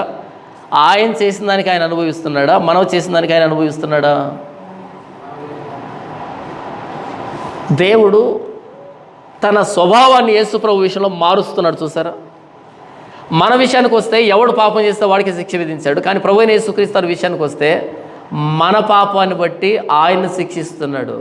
చూడండి, 53వ అధ్యాయం యెషయా గ్రంథము 5వ వచనం నుంచి, మన అతిక్రమ క్రియలను బట్టి అతడు గాయపరచబడెను, మన దోషములను బట్టి నలగొట్టబడెను, మన సమాధానార్థమైన శిక్ష అతని మీద పడెను, అతడు పొందిన దెబ్బల చేత మనకు స్వస్థత కలుగుతున్నది. మనమందరము గొర్రెల వలె త్రోవ తప్పిపోతుమే, మనలో ప్రతివాడు తనకిష్టమైన త్రోవకు తొలగెను, యెహోవా మన అందరి దోషాన్ని అతని మీద మోపెను. చూసారా? యెహెజ్కేలు గ్రంథానికి పూర్తి వ్యతిరేకంగా ఉంది కదా ఇది. ఎంత వ్యతిరేకంగా ఉందంటే, మన అతిక్రమ క్రియలను బట్టి అతడు గాయపరచబడెను. అతిక్రమాలు చేసింది మనం, గాయపరచబడింది అతడు. ఎవడు పాపం చేస్తే వాడికే శిక్ష అన్నటువంటి ఆ సైన్యములకు అధిపతి యెహోవా మన అతిక్రమాలని యేసు ప్రభువుని శిక్షించాడు. ఎందుకు అంటే, దేవుడికి ఉన్నటువంటి స్వభావం ఏంటంటే ఆయన ప్రేమ స్వరూపి. దేవుడు లోకమును ఎంతో ప్రేమించెను. ఒకరి శిక్షను ఇంకొకరి మీదకి వేయడు ఆయన, అది ఆయన స్వభావమే. అలాగే ప్రేమించడం అనేది ఆయన స్వభావమే. ఆయన లోకాన్ని ప్రేమించాడంట. ఎంతగా ప్రేమించాడు? దేవుడు లోకమును ఎంతో ప్రేమించను కాగా తన అద్వితీయ కుమారునిగా పుట్టిన వాని విశ్వాసం ఉంచు ప్రతివాడు నశింపక నిత్యజీవం పొందినట్లు ఆయనను మనకు అనుగ్రహించను. ఆ ప్రేమ ఏంటి అంటే, ప్రభువైన యేసుక్రీస్తు ప్రేమ ఏంటంటే మన అతిక్రమాన్ని ఆయన మీద వేసుకున్న ప్రేమ. ఎప్పుడైతే ప్రభువైన యేసుక్రీస్తు ఆ ఉగ్రత పాత్రను అంతటినీ ఆయన మీద వేసుకున్నాడో, ఆయన తాగి వేశాడో, ఆయన పాపంగా చేయబడ్డాడు. ప్రభువైన యేసుక్రీస్తు మన పాపాన్ని ఆయన మీద వేసుకోవడం ద్వారా పాప శరీరాకారంతో వచ్చి తన శరీరమందు పాపానికి శిక్ష అనుభవించాడు ఆయన. మన అతిక్రమ క్రియలను బట్టి అతడు గాయపరచబడ్డాడు, మన దోషములను బట్టి నలగొట్టబడ్డాడు, మన సమాధానార్థమైన శిక్ష అతని మీద పడింది, అతడు పొందిన దెబ్బల చేత మనకు స్వస్థత కలుగుతున్నది. మనమందరము గొర్రెల వలె త్రోవ తప్పిపోతుమి, మనలో ప్రతివాడు తనకిష్టమైన త్రోవకు తొలగెను, యెహోవా మన అందరి దోషాన్ని అతని మీద మోపెను, అతడు దౌర్జన్యమునందెను. చూడండి, వాస్తవానికి నిర్గమకాండం 20వ అధ్యాయం 5వ వచనానికి యెహెజ్కేలు గ్రంథం 18వ అధ్యాయానికి వ్యతిరేకత లేదు, కాంట్రడిక్షన్ లేదు. అక్కడ చెప్పింది ఒక విషయాన్ని గురించి, ఇక్కడ చెబుతున్నది ఇంకో విషయాన్ని గురించి. యెహెజ్కేలు గ్రంథం 18వ అధ్యాయం చెప్పబడుతున్నది పర్సనల్ అకౌంటబిలిటీ. ప్రతి ఒక్కడు తాను చేసిన దానికి లెక్క అప్పగించాలి, ఎవని క్రియలు చొప్పున వాడికి దేవుడు ప్రతిఫలాన్ని ఇస్తాడనేటువంటి విషయం యెహెజ్కేలు గ్రంథం 18వ అధ్యాయం. 20వ అధ్యాయం 5వ వచనం నిర్గమకాండం చెప్పింది ఏంటి అంటే జనరేషనల్ కాన్సిక్వెన్సెస్. అంటే ఈ పాపపు తాలూకు ప్రభావం అన్నది వచ్చేటువంటి తరాల మీద పడుతుంది. ఈ పాపపు తాలూకు ప్రభావం అనేది వచ్చేటువంటి తరాల మీద పడుతుంది. ఎలా? ఆదాము హవ్వలు పండు తిన్నప్పుడు అందరికీ మరణం సంప్రాప్తమైంది. అలాగని మనం ఆదాము హవ్వలు లాంటి అతిక్రమం చేయకపోతే మనం నాశనం అవుతామా? కాదు. ప్రభువైన యేసుక్రీస్తు సిలువ ద్వారా మనం రక్షించబడతాం, పునరుద్ధానం అవుతాం. అయితే ఆదాము హవ్వలు లాంటి పాపంలోనే మనం తిరుగుబాటులో బ్రతికితే అలాగే నాశనం అవుతాం. కయీను హేబెలు ఇరువురు ఆదాము హవ్వలకే పుట్టారు. కయీను ఏమయ్యాడు? నాశనం అయ్యాడు. హేబెలు ఏమయ్యాడు? నీతిమంతుడయ్యాడు. అదేంటి? వాళ్ళిద్దరూ తిరుగుబాటు చేశారు, వాళ్ళిద్దరూ వ్యతిరేకత చూపించారు, దేవుడు ఆజ్ఞకు అవిధేయత చూపించారు. మరి అలాంటప్పుడు హేబెలు పుట్టడం ఏంటి? హేబెలు నీతిమంతుడు కావడం ఏంటి? కోరహు తిరుగుబాటు చేశాడు, ఆయన కుమారులు బ్రతకడం ఏంటి? కాబట్టి తండ్రి నీతిమంతుడై కుమారుడు దుర్మార్గుడైతే కుమారుడే పోతాడు. తండ్రి దుర్మార్గుడై కుమారుడు నీతిమంతుడైతే కుమారుడు బ్రతుకుతాడు, తండ్రే పోతాడు. ఎవడు ద్రాక్షకాయలు తింటే వాడే బ్రతుకుతాడు. ఎవడు ద్రాక్షకాయలు తింటే వాడి పనులే పులుస్తాయి. అక్కడ చెప్పింది జనరేషన్ కాన్సిక్వెన్సెస్, ఇక్కడ చెప్పింది పర్సనల్ అకౌంటబిలిటీ. రెండు వ్యతిరేకం కాదు. కానీ యెహెజ్కేలు గ్రంథం 18వ అధ్యాయానికి పూర్తి వ్యతిరేక దిశలో కనబడుతున్నటువంటి వాక్యం ఏంటంటే, మన అతిక్రమ క్రియలను బట్టి అతడు గాయపరచబడిను. ప్రభువైన యేసుక్రీస్తు వారు మనకు రావాల్సినటువంటి ఉగ్రతని, శిక్షని తాను ఒక్కడే భరించడానికి సిద్ధపడ్డాడు. అది గెత్సెమనే తోటలో జరిగింది. యేసు ప్రభు స్వచ్ఛందంగా తనకు తానుగా ఆయన పాప శరీర ఆకారంతో వచ్చి మానవ దేహాన్ని ధరించి ఆయన ఈ లోకానికి వచ్చి తాను నీతివంతుడిగా బ్రతికి, ఏ పాపం లేనివాడిగా బ్రతికి, ఆ గెత్సెమనే తోటలో మనందరి ఉగ్రతని, మనందరి పాపాన్ని తాను ఒక్కడే తాగాడు కాబట్టి తాను పాపంగా చేయబడ్డాడు. ఆయన శరీరమందు పాపానికి శిక్ష విధించబడింది సిలువ రూపంలో. అలా దేవుని ఉగ్రత కుమ్మరించబడింది. అలా ఆయన పాపంగా చేయబడి ఆయన నీతిని మనకిచ్చాడు. దేవుడు తన నియమాన్ని మార్చుకున్నాడు. ప్రభువైన యేసుక్రీస్తు సిలువ అంటే మన ఉగ్రతని యేసుప్రభు మీద ఆయన కుమ్మరించాడు. కానీ యెహెజ్కేలు గ్రంథంలో ఆయన చెప్పిన మాట ఏంటంటే, ఎవడు పాపం చేస్తే వాడు మరణించాలని. కానీ నేను చేసిన పాపాలకి, నీవు చేసిన పాపానికి యేసుప్రభు మరణించాడు. దేవుడు ఎంత ప్రేమ చూపించాడు మనల్ని రక్షించడానికి. మనల్ని రక్షించడానికి దేవుడు చూపించే ప్రేమ. దేవుడు లోకమును ఎంతో ప్రేమించాడు. ఎంతగా ప్రేమించాడంటే మన శిక్షను ప్రభువైన యేసుక్రీస్తు వారి మీద వేసేంతగా. ఆయనను నలగొట్టుటకు యెహోవాకు ఇష్టమైన రాయబడి ఉంటుంది. యేసుప్రభుని నలగొట్టడం యెహోవాకు ఇష్టమాయను. ఎందుకని? మనల్ని నలగొడితే ఇక మనకు భవిష్యత్తు లేదు. కాబట్టి మరొకసారి మనల్ని మనం పరీక్షించుకుందాం. ప్రభు మనల్ని క్షమించడానికి, మరలా సమకూర్చడానికి, మనలో మారు మనసును పుట్టించడానికి, మనల్ని మనమే విమర్శించుకోవడానికి ఎంతసేపు మాట్లాడాడు. తండ్రులు ద్రాక్షకాయలు తింటే పిల్లల పళ్ళు పులియవు అని ఎందుకు చెప్పాడు అంటే, మీరు మారు మనసు పొందితే మరలా పూర్వ వైభవాన్ని ఇస్తాను అని చెప్పడానికి.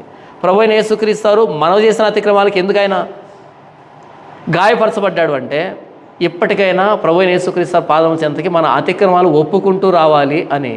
ప్రభువైన యేసుక్రీస్తు సిలువ దగ్గరకు చేసు, ప్రభువా నేను చేసిన పాపానికి నీవు సిలువలో ప్రాణం పెట్టావు, నా అతిక్రమాలకి నీవు బాధను అనుభవించావు, గాయపరచబడ్డావు, శిక్షించబడ్డావు, నీవు పొందిన దెబ్బలకి నాకు స్వస్థత వస్తుంది. యేసు ప్రభువా నన్ను ఇంతగా ప్రేమించడానికి నేనే పాటి వాడిని. ప్రభువా ఇప్పటికీ నా తండ్రి నేను అనేకమైన పాపాలు చేస్తాను, అనేకమైన దోషాలు చేస్తాను, అనేకమైన అతిక్రమాలు చేస్తాను. ప్రభువా నన్ను క్షమించు.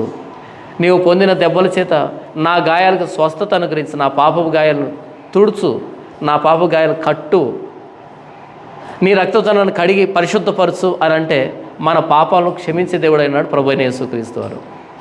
మనం చేసిన పాపాలకి ప్రభువైన యేసుక్రీస్తు సిలువలో ప్రాణం పెట్టాడు. అంతగా మనల్ని ప్రేమించాడు. ఇప్పుడు ఆయన శరీరం దగ్గరికి, ఆయన రక్తం దగ్గర మనం వచ్చాం కాబట్టి ఆయన శరీరంలో రక్తంలో చేవేస్తున్నాం. మనల్ని మనమే విమర్శించుకుంటూ, మన పాపాలను ఒప్పుకుంటూ అందులో చేవేస్తే మనం రక్షించబడతాం, క్షమించబడతాం, మరలా నూతన సృష్టిగా చేయబడతాం. ఒకవేళ మన పాపాలు మనం కప్పుకుంటే మనం నాశనానికి వెళ్తాం. తన అతిక్రమాలు ఒప్పుకొని వాటిని విడిచిపెట్టేవాడు కనికరం పొందుతాడు. అతిక్రమాలు ఒప్పుకునేవాడు ఏమవుతాడు? విడిచిపెట్టేవాడు ఏమవుతాడు? కనికరం పొందుతాడు. అతిక్రమాలు దాచిపెడితే వర్ధిల్లడు. ప్రభువైన యేసుక్రీస్తు ఆయన శరీరంలోనూ ఆయన రక్తంలో చేవేస్తున్నాం కదా, ఒప్పుకుందాం, విడిచిపెడదాం, ప్రభు చేత క్షమాపణ మనం పొందుదాం. యెహెజ్కేలు గ్రంథం 18వ అధ్యాయానికి పూర్తి వ్యతిరేక దిశలో దేవుడు మన కోసం చేసినటువంటి ఆ నిత్య నిబంధన, యేసు ప్రభుని ఎవరైతే అంగీకరిస్తారో వారందరికీ క్షమాపణ, మన శిక్ష ఆయన మీద మోపబడింది, ఆయన నీతి మనకు అనుగ్రహించబడింది. ఎంత ప్రేమ దేవుడు కలువరి శిలువలో మనకు అనుగ్రహించాడు. పరిశుద్ధాత్మ దేవుని ద్వారా ప్రభువైన యేసుక్రీస్తు శిలువలో ఉన్నటువంటి ప్రేమ మన హృదయంలో కుమ్మరించబడింది. కాబట్టి మన పాపాలు ఒప్పుకుంటూ, మనల్ని మనం విమర్శించుకుంటూ, ప్రభువును క్షమాపణ పెడుతూ ఆ రొట్టెలోను ద్రాక్షారసం చేవేద్దాం. ప్రభు మనల్ని ఆ రీతిగా ప్రేరేపించును గాక. దేవుడి వాక్యం దీవించును గాక.